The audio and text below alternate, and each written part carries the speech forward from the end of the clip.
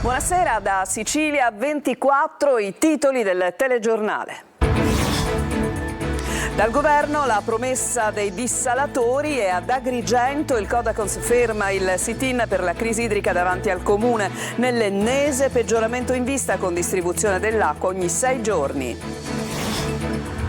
30 bus in affitto per tamponare la crisi. L'AST attua una soluzione temporanea per far fronte all'afflusso di studenti mentre si riparano i mezzi guasti. Entro una decina di giorni il ripristino regolare del servizio. Arrestato un parente del pregiudicato fermato per la sparatoria in un chiosco a Giarre nel Catanese. Nella sua abitazione sono stati trovati documenti e oggetti considerati di interesse per gli investigatori. La Cassazione conferma l'ergastolo per l'imprenditore di Partinico che nel 2019 uccise la sua ex amante incinta e tentò di disfarsi del corpo. L'uomo è stato condannato a risarcire i parenti della vittima. Iniziata la scuola, riparte il dibattito sui cellulari in classe. Molti studenti degli istituti superiori lo giudicano utile anche a fini didattici, divisi i docenti. Circondato da tanto affetto in quei giorni difficili, l'arcivescovo di Catania Renna parla a Sicilia 24 dopo il ricovero dovuto all'infarto. Il calcio per il Catania vigilia di campionato, domani al Massimino arriva il Picerno in Serie B, trasferta dalle 1000 insidie per il Palermo sul campo della Juve Stabia.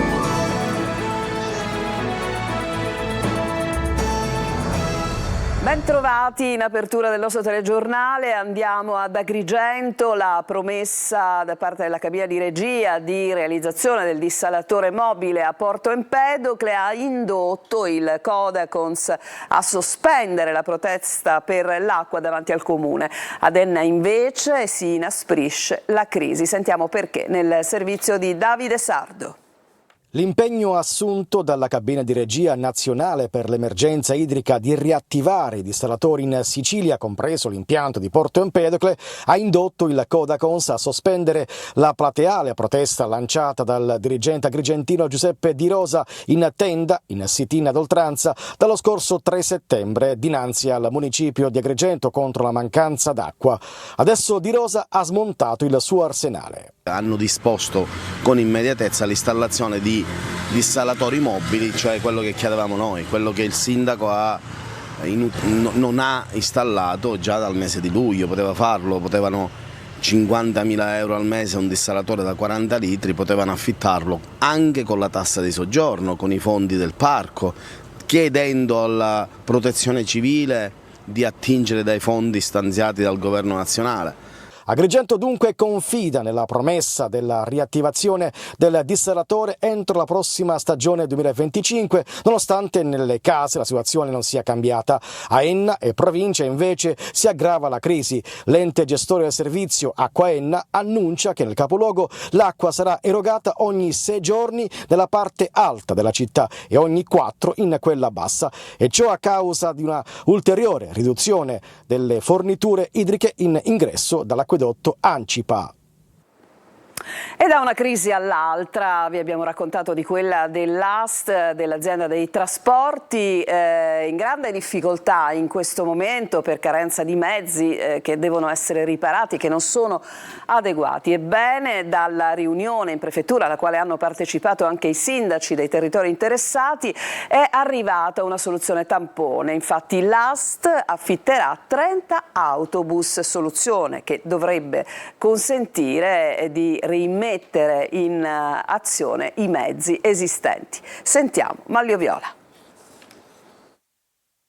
Ancora 10 giorni di sofferenza per i circa 7.000 studenti e le loro famiglie dei 60 comuni minori siciliani rimasti senza trasporto o con trasporti troppo ridotti da parte di AST, l'azienda siciliana che collega fra loro i comuni più piccoli. Con l'inizio della scuola le corse sono insufficienti, gli studenti non riescono a raggiungere gli istituti, tanto che per garantire il diritto allo studio le famiglie si sono messe d'accordo, i genitori si mettono in ferie a turno per portare i figli a scuola. Una situazione insostenibile che è stata al centro di una riunione convocata in prefettura a Palermo Palermo, alla quale hanno preso parte i vertici di Asti, i rappresentanti dell'assessorato regionale alle infrastrutture e la mobilità e i sindaci dei comuni di Altofonte, Bolognetta, Castronovo di Sicilia, Lercara Friddi, Mezzoiuso, Palazzo Adriano, Prizzi, San Cipirrello, San Giuseppe Jato, Vicari e Villafrati, nonché l'assessore ai trasporti pubblici del comune di Monreale. Abbiamo bisogno di un trasporto che sia più efficiente e più sicuro.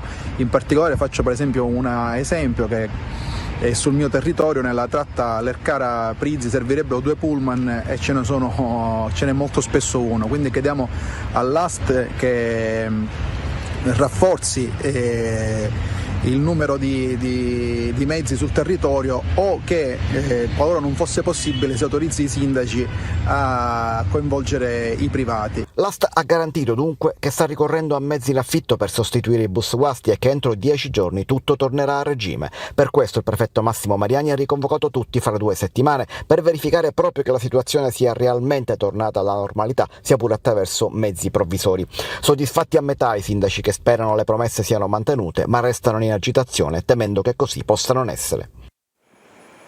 Alla cronaca, arrestato un congiunto del 50enne che si trova in carcere per la sparatoria nel chiosco di Giarre nel Catanese, quella avvenuta per intenderci alla fine di agosto. I carabinieri trovano a casa sua un vano segreto con documenti falsi validi per l'espatrio e molti oggetti ritenuti dagli inquirenti interessanti. Adelaide Barbagallo. Nuovi sviluppi sulla sparatoria contro un chiosco bar di Giarre che ha coinvolto il proprietario e anche un carabiniere rimasto ferito. Dopo l'arresto di un 50enne di lingua glossa pluripregiudicato con l'accusa di tentato omicidio, le indagini sono proseguite con l'arresto di un suo parente, anch'egli pregiudicato. I carabinieri hanno deciso di svolgere alcune perquisizioni domiciliari, tra cui quella che ha riguardato un appartamento di lingua glossa dove risiede un parente 53enne dell'arrestato per la sparatoria. L'abitazione è stata abbattuta palmo a palmo e sotto una scala a chiocciola dietro un battiscopa i carabinieri hanno scoperto un vano segreto con degli oggetti ritenuti dagli inquirenti interessanti. Il nascondiglio conteneva un dispositivo per sbloccare le serrature delle auto, 40 talloncini che attestano l'avvenuta revisione di veicoli e 3 carte d'identità, tutte valide per l'espatrio e tutte con la stessa fotografia, quella del parente, seppur con dati anagrafici differenti e 3 nomi diversi. Documenti ben realizzati che avrebbero potuto ingannare facilmente occhi poco esperti. Il ritrovamento del vano segreto e del suo contenuto ha fatto scattare l'arresto. Ed è stata confermata dalla Cassazione l'ergastolo per l'imprenditore di Partinico che nel 2019 uccise la sua ex amante incinta e tentò di disfarsi del corpo. Sentiamo Maglio Viola. Uccise la giovane amante incinta, poi tornò alla sua vita normale come se nulla fosse accaduto. Per quel delitto però adesso dovrà scontare l'ergastolo. La Corte di Cassazione ha confermato in via definitiva la condanna per l'imprenditore di Partinico Antonino Borgia, 56 anni, accusato di aver assassinato nel 2019 Anna Maria Di Piazza. La seconda sezione della Corte d'Assise d'Appello di Palermo aveva condannato all'ergastolo l'imprenditore dopo che in primo grado era stato condannato al carcere a vita. In appello però la prima volta erano cadute tutte le aggravanti e la condanna era stata ridotta a 19 anni e 4 mesi. La sentenza fu annullata dalla Cassazione che rinviò a Palermo per un nuovo giudizio davanti a un'altra sezione che portò quindi all'emissione di una nuova condanna all'ergastolo, adesso confermata definitivamente. Borgia avrebbe organizzato tutto per commettere quel delitto, avrebbe ucciso la giovane, avrebbe nascosto il cadavere, poi sarebbe andato in commissariato a Partinico a completare la pratica per il passaporto. La sua intenzione era di rifugiarsi negli Stati Uniti dopo aver distrutto il corpo con l'acido cloridico.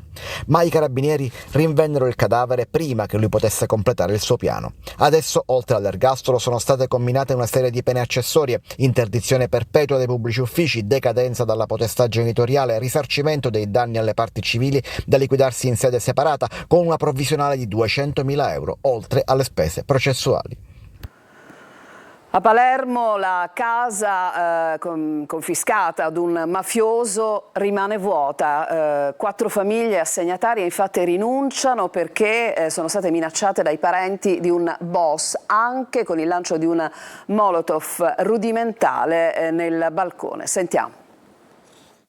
voi qui non ci dovete stare. È il messaggio sottinteso che uomini vicini a Cosa Nostra hanno mandato a 4 famiglie assegnatarie di un immobile confiscato alla mafia. Siamo in via Decollati, a pochi metri dalla missione Speranza e Carità fondata da Biagio Conte. 4 famiglie nei giorni scorsi avevano preso possesso di questa palazzina che vedete nelle immagini, palazzina appartenente a Leonardo Algeri, in carcere dopo un blitz antimafia di qualche anno fa. La gioia per avere finalmente una casa però si trasforma per queste famiglie immediatamente in paura. Inizia un clima ostile nei loro confronti fino ad una vera e propria intimidazione con il lancio di una molotov rudimentale nel balcone esterno. Un messaggio chiaro: andate via. Parrebbe ovviamente che intimiditi da questo gesto abbiano deciso di non occupare più quell'abitazione per essere riprotetti presso le strutture alberghiere che il Comune mette a disposizione nei confronti di quelle famiglie che, essendo inseriti in graduatoria e avendo queste esigenze, ovviamente il Comune deve occuparsene. È chiaro che questo è un gesto inaccettabile da parte delle istituzioni. Da giorni c'è un presidio fisso da parte delle forze dell'ordine per evitare tensioni e altri atti intimidatori e per permettere a queste famiglie di tornare ad abitare negli appartamenti. Ci spostiamo a Catania, a San Cristoforo, la storia del sequestro lampo da parte di finti poliziotti di un giovane che era ai domiciliari. È stato rilasciato dopo 24 ore, adesso dovrà spiegare cosa c'è dietro questa inquietante messa in scena. Sentiamo Tonino De Mana. Rapito per quasi 24 ore e rilasciato per poi concludere la giornata negli uffici della polizia in via Ventimiglia, tenuto sotto torchio per ore dagli agenti della sezione omicidi. A Catania resta un mistero il sequestro lampo di Giovanni Balsamo, 23 anni, trascinato di peso da 2 finti agenti sotto lo sguardo di alcuni familiari mentre si trovava ai domiciliari in seguito ad una condanna nell'ambito dell'operazione Mine Vaganti del luglio scorso, cui si riferiscono le immagini con Balsamo in t-shirt verde acqua. Siamo della polizia. Aprite e in pochi attimi 2 uomini travisati hanno trascinato via il 23enne con la moglie finita rovinosamente a terra nel tentativo di fermare gli aggressori. Un'azione violenta e repentina durata pochi secondi e culminata con la fuga per le stradine di San Cristoforo. Dove sia stato Balsamo e con chi è proprio l'interrogativo che gli investigatori hanno posto al giovane nel tentativo di risalire ai rapitori. Per il tipo di azione insolita a Catania si ipotizza che ad effettuare l'irruzione nell'abitazione di via Calabrò siano stati alcuni trafficanti di droga, pertanto il fatto potrebbe essere legato al mondo degli stupefacenti e quindi ad un probabile debito da saldare. Si indaga a 360 gradi anche sui legami familiari di Balsamo. Il padre, attualmente detenuto, in passato era vicino al clan Cappello Bonaccorsi, mentre il suocero è un boss di spicco della cosca Santa Paola Ercolano. Tasselli che la squadra mobile sta cercando di comporre sotto il coordinamento della direzione distrettuale antimafia di Catania. Ed è morto all'ospedale Villa Sofia di Palermo, dove era ricoverato dal 9 settembre Mario Angioletti, 35 anni, messinese, l'operaio caduto per il cedimento di un ponteggio in un cantiere di via Ugo La Malfa delle Poste a Palermo. L'uomo, residente a Faro Superiore, sposato e padre di 2 figlie, stava eseguendo dei lavori di ristrutturazione, caduto da un'altezza di 4 metri, sbattendo violentemente la testa. E andiamo al caso del Bayesian, è stato recuperato dai sommozzatori. Infatti l'impianto di videosorveglianza del veliero, che era affondato lo scorso 19 agosto nelle acque palermitane, il recupero dell'attrezzatura potrebbe dare le risposte sul naufragio in cui hanno perso la vita 7 persone. I sommozzatori specializzati hanno recuperato parti del ponte, materiale informatico, sistemi di videosorveglianza, dischi rigidi e varie apparecchiature. I dispositivi saranno inviati a laboratori specializzati fuori dalla Sicilia per verificarne lo stato e eventualmente recuperare i dati. I subacquei, per eseguire le continue immersioni, hanno utilizzato una camera iperbarica che permetteva loro di effettuare immersioni ripetute fino a 40 minuti. Voltiamo decisamente pagina. Iniziata la scuola, di cellulari si è parlato in questi giorni per alcune proposte dei pedagogisti che parlavano di della possibilità di vietarlo sotto i 14 anni, ma il tema resta acceso invece per quello che consente quello che riguarda l'utilizzo dei cellulari nelle aule agli studenti delle scuole superiori. Il dibattito dunque è aperto. Sentiamo Emanuela Corsi. Anche in Sicilia la campanella è suonata per tutti gli studenti. Tra caro scuola, aule mancanti e pochi insegnanti, il dibattito sull'uso del cellulare in classe però resta sempre acceso. Dopo il divieto all'utilizzo degli smartphone fino alla terza media, anche per scopi didattici voluto dal ministro Valditara, c'è chi chiede al governo un'ulteriore stretta e vietare così il telefono a chi ha meno di 14 anni e i profili social per gli under 16.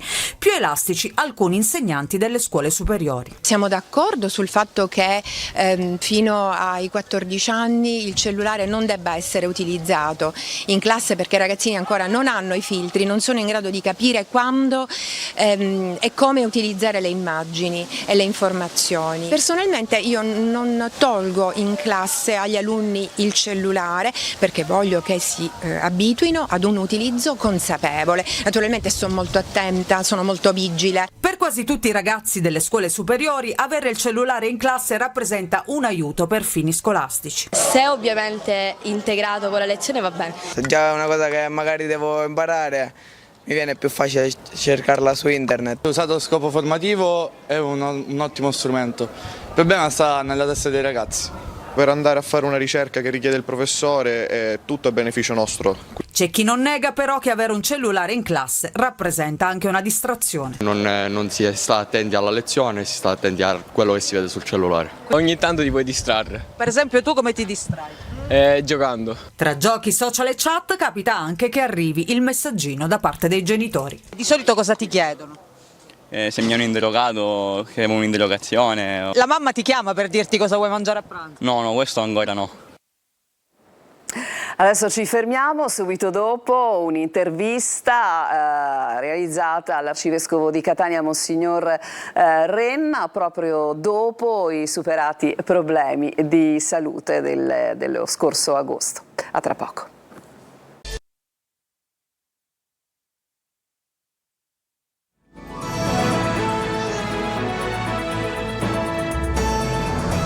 Siamo tornati in studio dall'attenzione alle famiglie, all'affetto di cui è stato circondato nei giorni difficili per la sua salute. Dimesso dalla clinica dopo il ricovero dovuto all'infarto, nella sua prima uscita pubblica abbiamo sentito l'arcivescovo di Catania Renna, lo ha intervistato Adelaide Barbagallo. Eccellenza, intanto come sta? Sto meglio, grazie a Dio, anche se mi rendo conto che devo davvero misurare bene le mie forze, perché ecco, anche un incontro di un'ora e mezza non deve andare oltre per non affaticare ancora il cuore, però sono fiducioso che riprenderò al 100% con l'aiuto di Dio e con il sostegno di coloro che mi stanno curando. Quindi sarà un paziente molto diligente. Speriamo, i medici mi dicono che dovrei esserlo ancora di più. Prima uscita pubblica dell'arcivescovo di Catania Luigi Renna. Dopo l'infarto e il ricovero non ha voluto mancare l'appuntamento con i sacerdoti per consegnare loro la lettera annuale che segna il cammino a tutta la diocesi. Grande attenzione alle famiglie? E senza le famiglie non si può formare. Ma le famiglie hanno anche loro una complessità, lo dico nella lettera pastorale. Ci sono famiglie che si lasciano coinvolgere, ci sono famiglie che hanno tante difficoltà, a volte di natura economica, di natura culturale, che si sentono distanti dal cammino dei loro figli. Allora è la comunità che deve farsi carico. Come ha visto la città in quest'estate in cui la sua salute non è stata al top? L'ho vista attraverso i giornali, attraverso i telegiornali, ma l'ho vista soprattutto molto vicina e molto sensibile a me, e di questo sono grato, perché ho capito che i catanesi mi vogliono bene e sono ampiamente ricambiati, anche se questo cuore non può amare al 100%. Le immagini subacquee del recupero di un rostro nei fondali di Favignana appartenuto a una nave affondata durante la prima guerra punica. Vi mostriamo le immagini nel servizio di Orazio Longo. Sono scesi fino a 80 metri di profondità per recuperare un rostro in bronzo. Ma sul fondo del mare i sommozzatori hanno trovato anche spade, elmetti, monete e anfore di bordo. Secondo gli esperti potrebbe trattarsi del carico di una nave affondata durante la battaglia delle Egadi, quella che concluse la prima guerra punica nel 241 a.C. L'indagine ancora non è completata. non sappiamo neanche se è una nave ancora, è sicuramente una concentrazione di reperti che può essere stata rovesciata da una nave, oppure, come tendiamo a pensare, ma la prudenza è d'obbligo, è proprio una nave che è affondata durante la battaglia. La campagna di ricerca subacquea è stata effettuata dal consorzio formato dalla Soprintendenza del Mare della Regione, dalla Società per la Documentazione dei Siti Sommersi e dalla RPM Nautical Foundation. La campagna di ricerca dei rostri non serve solo a rinnovare la memoria della battaglia delle Egadi, ma a valorizzare il patrimonio, la ricchezza, la storia che custodisce questo nostro mare, così come fu intuito da Sebastiano Tusa. Negli ultimi 3 anni sono stati individuati rostri di grosse dimensioni che potrebbero appartenere a navi di stazza maggiore, ha spiegato James Gould della RPM Nautical Foundation. I reperti rinvenuti ci permettono per la prima volta di saperne di più anche sull'aspetto umano, sulle persone che si sono imbarcate su queste navi per combattere questa battaglia. Adesso ci fermiamo ancora una volta in chiusura del telegiornale. Il calcio, cominceremo con il Catania che domani ospiterà il Picerno. A tra poco.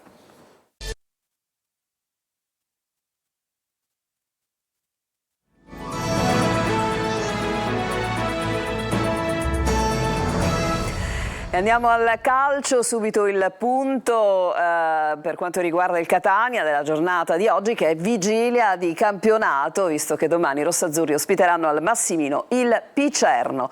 Francesco Triolo.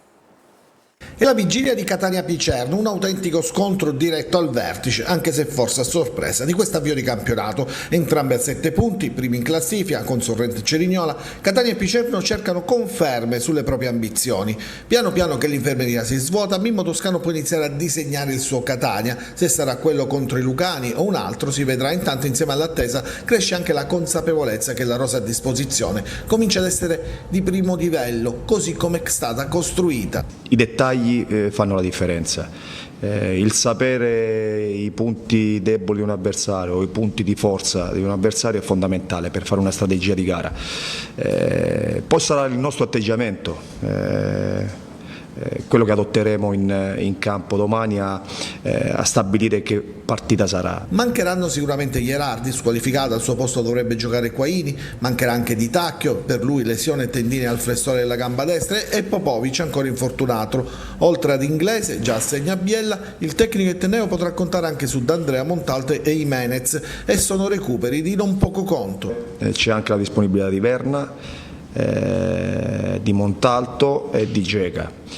Siamo stati bravi insieme al staff medico a portarli gradatamente verso la vigilia della gara. Calcio d'inizio alle 20:45 per Catania Picerno, Massimino previsto sold out e come abitudine Telecodor dalle 20:15 proporrà 3 ore con diretta stadio, collegamenti live, analisi del match, le interviste post partita in anteprima ed i vostri commenti via WhatsApp al numero 342 77 12855. Differita integrale del match poi in esclusiva lunedì alle 22:15 dopo corner. Ed è tutto, Sicilia 24 finisce qui, grazie per averci seguito e a tutti una buona serata.